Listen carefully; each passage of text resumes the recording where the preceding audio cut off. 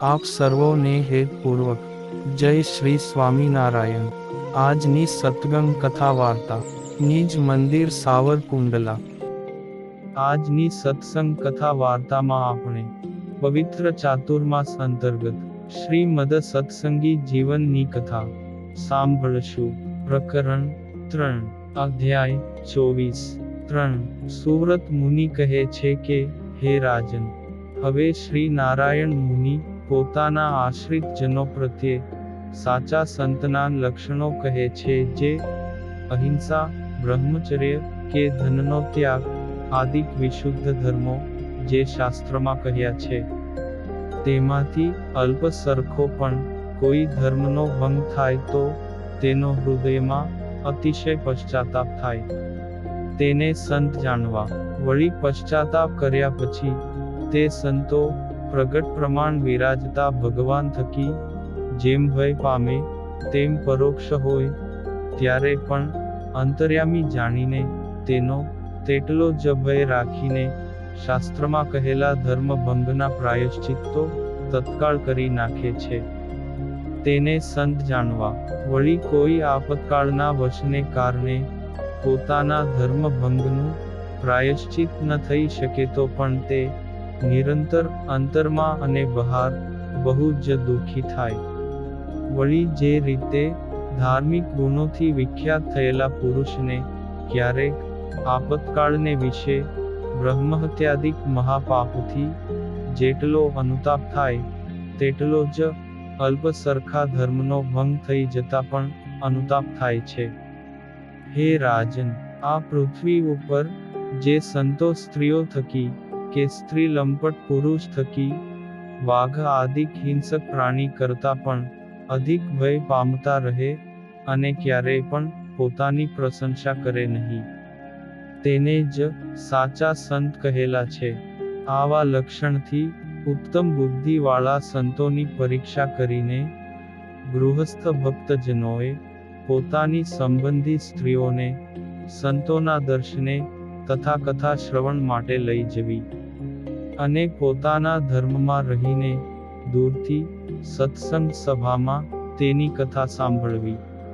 શ્રી નારાયણ મુનિ કહે છે કે, હે રાજન, હવે તમને અસત્પુરુષોના લક્ષણો કહું છું, તે ધ્યાનપૂર્વક સાંભળો।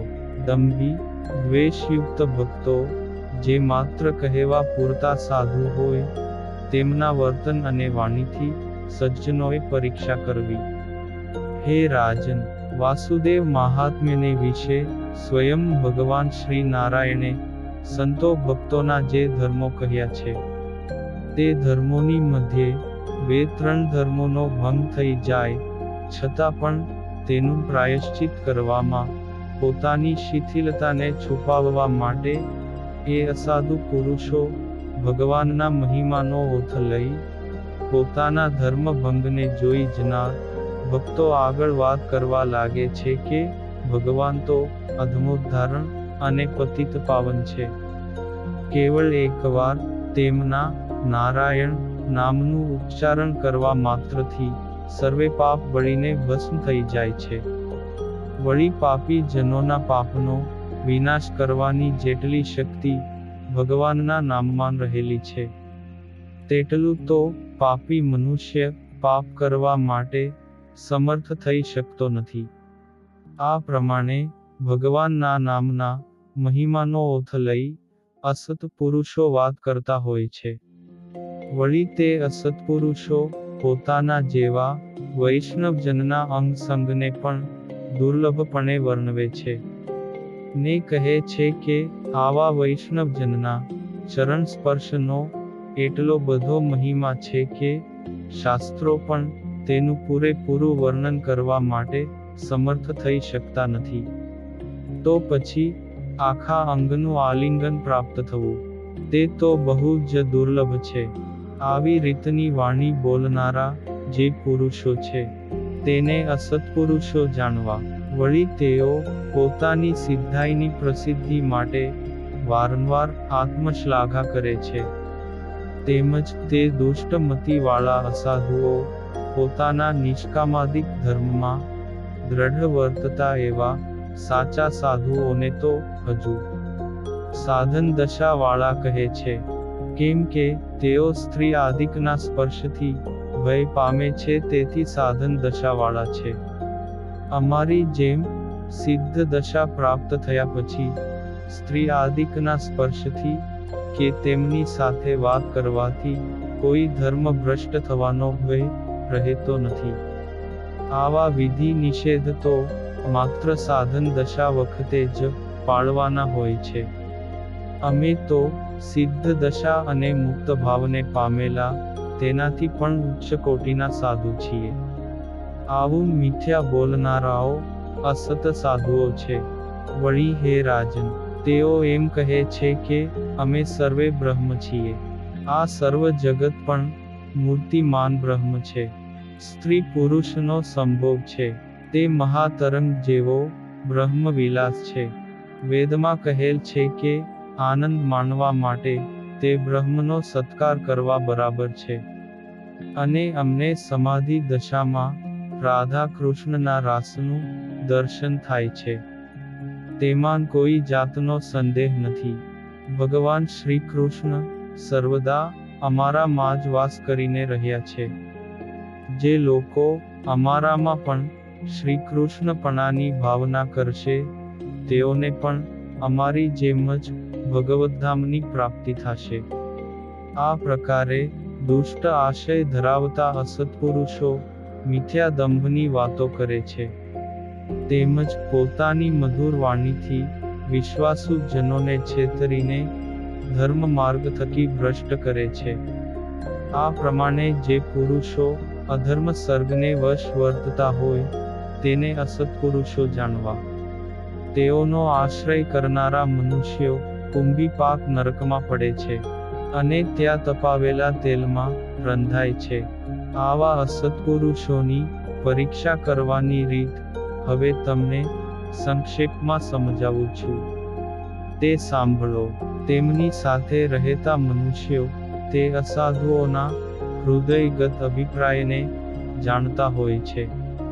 કારણ કે જ્યારે સરખી વિચારધારાવાળા તે અસાધુઓ પરસ્પર ભેળા થાય છે ત્યારે ધર્મ, ભક્તિ અને વૈરાગ્યની ઠેકડી ઉડાવીને તેના મૂળિયાનું નિકંદન કાઢતા હોય છે અને કેવળ શુષ્ક બ્રહ્મ જ્ઞાનનું સ્થાપન કરીને અતિ હર્ષ પામતા હોય છે અને કહે છે કે મોક્ષ તો માત્ર હું બ્રહ્મ છું.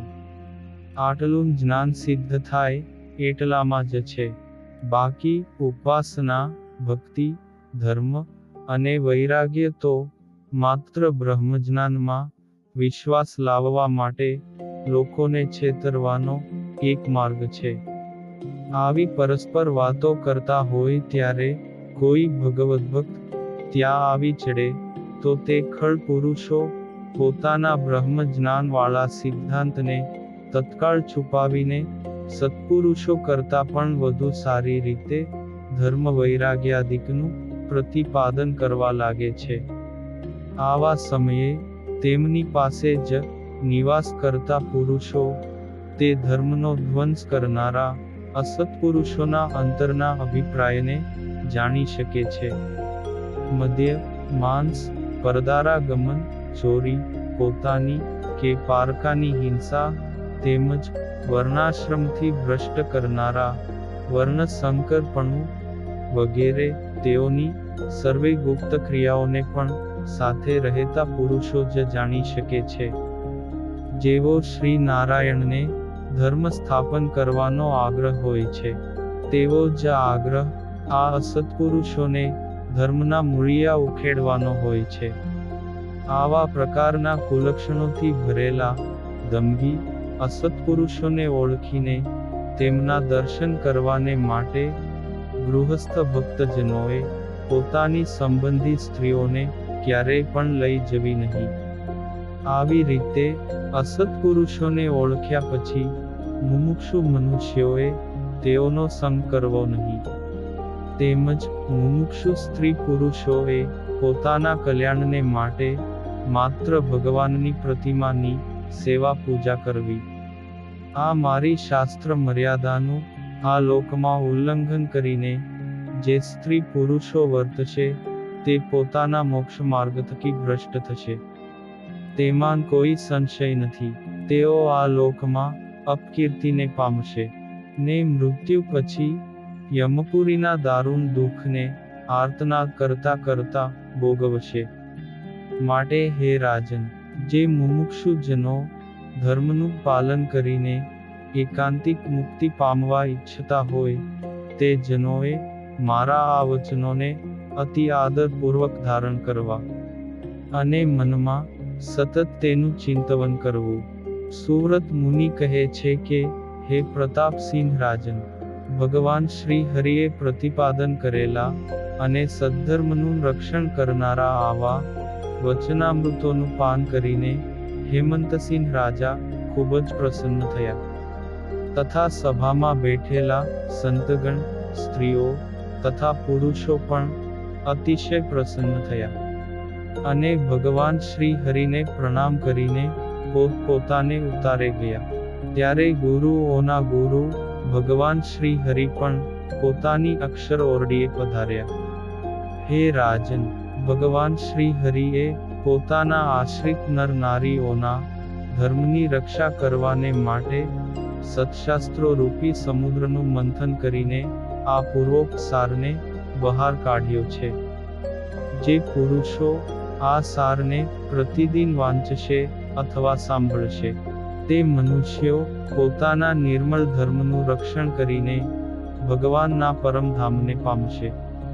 ઇતિ શ્રીમદ સત્સંગી જીવને નારાયણ ચરિત્રે ધર્મશાસ્ત્રે તૃતીય પ્રકરણે પ્રબોધિની ઉત્સવ પછી ભગવાન શ્રી હરિ અને હેમંતસિંહ રાજાના સંવાદ રૂપે ધર્મ રક્ષાનું નિરૂપણ કર્યું ને નામે 24મો અધ્યાય સંપૂર્ણમાં.